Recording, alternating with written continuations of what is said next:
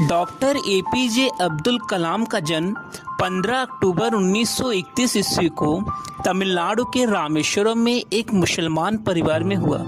उनके पिता जलालुद्दीन एक नाविक थे और उनकी माता शियम्मा एक गृहिणी थी। उनके परिवार की आर्थिक स्थिति ठीक नहीं थी, इसलिए उन्हें छोटी उम्र से ही काम करना पड़ा। अपने पिता की आर्थिक मदद के लिए बालक कलाम स्कूल के बाद समाचार पत्र वितरण का कार्य करते थे।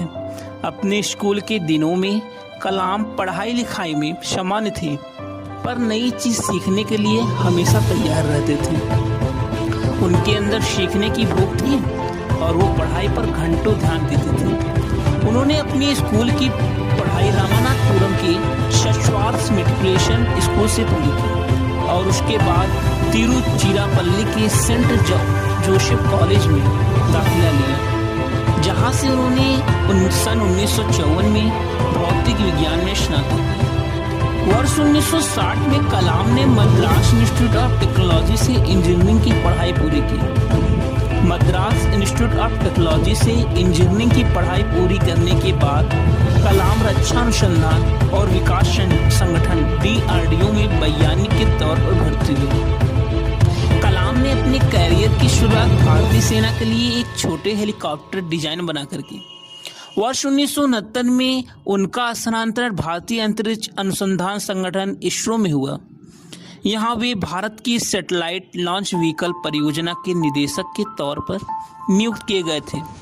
ISRO में शामिल होना कलाम के कैरियर का सबसे अहम मोड़ था और जब उन्होंने सैटेलाइट लॉन्च व्हीकल परियोजना पर कार्य आरंभ किया, तब उन्हें लगा जैसे कि वे वही कार्य कर रहे हैं जिसमें उनका मन लगता है।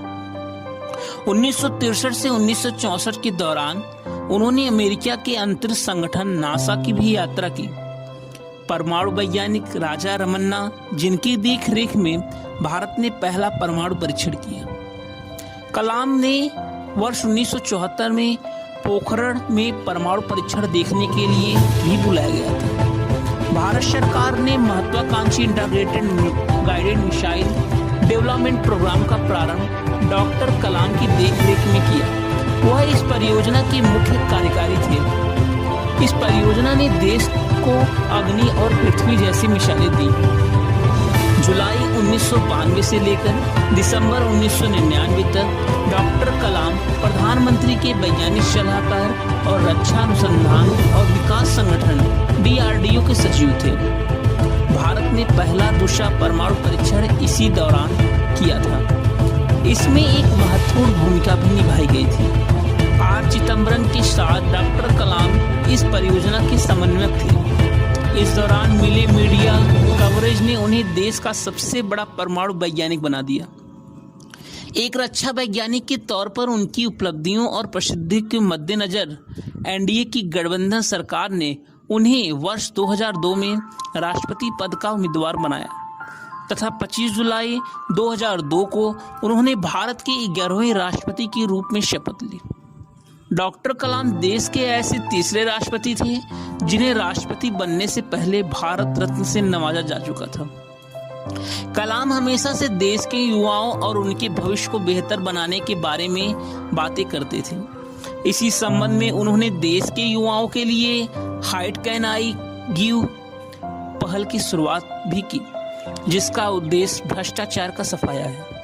देश के युवाओं में उनकी लोकप्रियता को देखते हुए उन्हें 2 बार 2003 से 2004 MTV youth icon of the year award के लिए मनोनीत भी किया गया था। शिक्षण के अलावा डॉक्टर कलाम ने कई पुस्तकें भी लिखी, जिनमें प्रमुख है India 2020, a vision for the new millennium, wings of fire, an autobiography, ignited minds, unleashing the power with in India, mission India, indomitable spirit आदि।